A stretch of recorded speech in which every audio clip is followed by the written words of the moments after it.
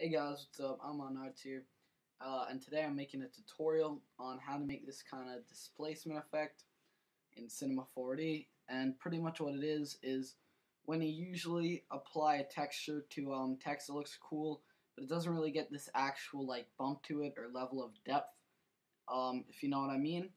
And I'll be showing guys how to create it. It's not that hard to do. Yeah, so let's get right into it. I'm gonna delete all this and start from scratch.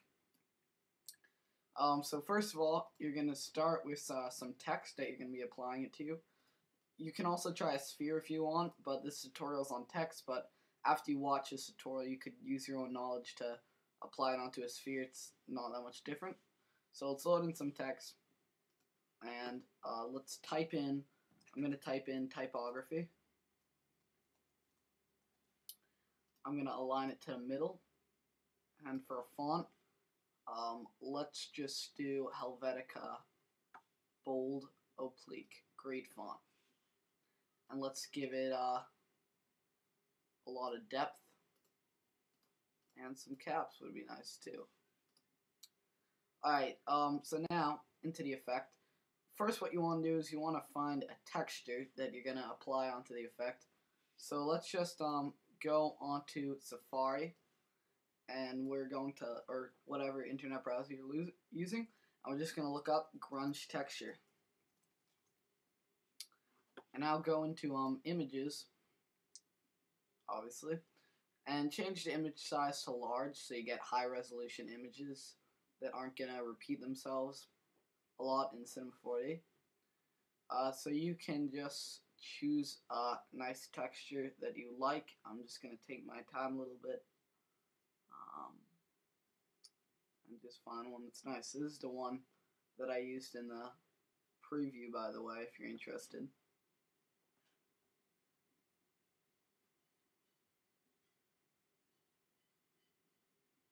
Let's try using this one right here. And also, if you guys want some help with this, feel free to download my texture pack because it's great, and it's one of my more recent videos. So go check that out if you haven't already. All right, so we got our texture. Two ways we can do this. We can either just drag it right from Finder into Cinema 4D, or load it in from Cinema 4D material. So I'll show you two ways to do that. So first, if you're in Finder, you can just take the material or the image and drag it down into this rectangle right here. So you have the little plus sign. Oh, let's try that again. Just drag it in, and it's gonna ask you, this image is not in the document search path, and just click no. Alright, so that's one way to load it in. Another way, just delete that and make a new material by double clicking right here, or do file new material, but it's much easier, and double click the material again to edit it. And here what we can do is we can click on these three dots and choose the texture, or even another way, we can click on this little arrow and do load image. So it's like three ways to do it. And I'm going to switch to this view so I can do date modified so I can find it. I'm just going to load in this one right here, and again just click no. Alright, so we got the texture.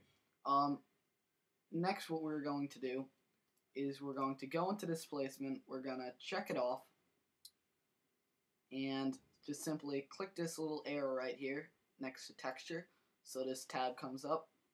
And actually, before we do that, go back to your color channel right here where you have the texture or image loaded in, and what you're going to do, you're just going to click on that little arrow and you're going to click copy channel, and it's just going to copy the texture.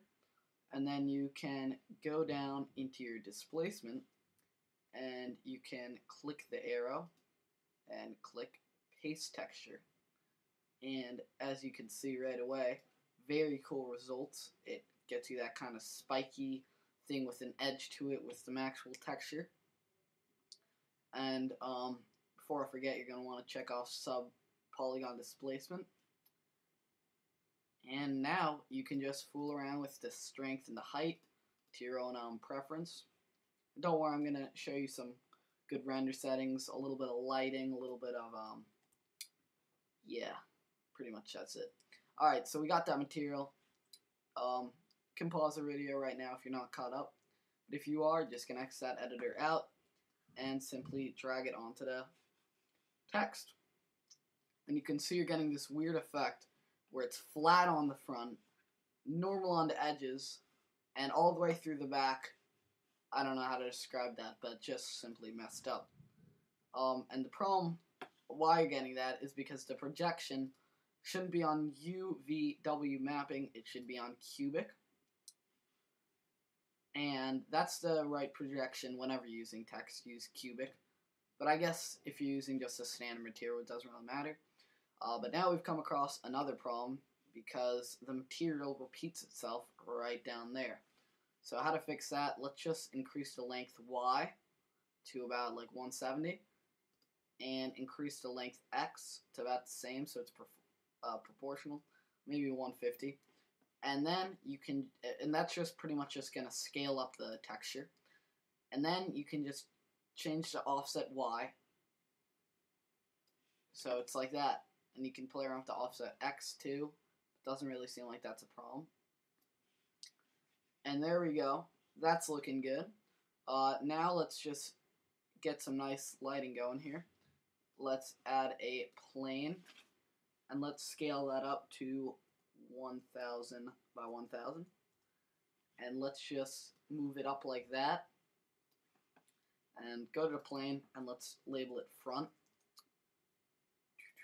And so that's going to be, these are pretty much going to be like big overhead softboxes.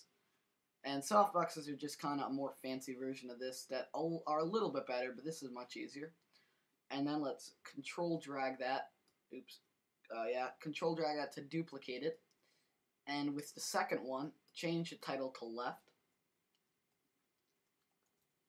And then you can simply change the orientation to +X, so it's horizontal or vertical like that. And just move it to the left of the text. And as predicted, just control that, drag that one again, label it right, so now I have 3 planes. I'm just going to drag that one to the right, pretty straightforward. And then the front finally, control drag that one, and you're going to rotate this one at a 45-degree angle. And then you're just going to go back to your move tool like that, go into these 4 views, and go to this right one, and just use the right view to help position the plane so it looks something like that. But you can see, big problem, all these planes are blocking the text, and we don't want that. Real quick, let's just label this one. This one needs to be top, actually. When I said front at the beginning, I meant to say top, so sorry about that. Just change it to top. But what we need to do, we need to make these so they're not going to be, block the text. So what we're going to do, we're going to right-click on it, Cinema 4D tags, right-click on any of the planes, Cinema 4D tags, click on compositing, and just uncheck Seen by Camera. So that means when you render it, it's not going to be seen in the view. And you can just duplicate this tag onto all of the planes. And finally, highlight all of these planes, select them all, and go to Basic. And when it says Visible in Editor, just turn that off so it's not really blocking your view, but it will still be visible in Render. And finally, we need to actually give some luminance to these lights, so they actually light something up, and so they're not just gray colored planes. So double click in the material, in that square to get a new material, and you're going to edit the material, and all I have to do, check off luminance, and let's start out with 200 luminance, which is really 800 luminance because there's 4 planes, and just drag that on to all of the planes. And I already got my global illumination, ambient occlusion settings down, but just if you don't have it, just go to Effect, ambient occlusion, global illumination. Yeah, so let's render this bad boy out.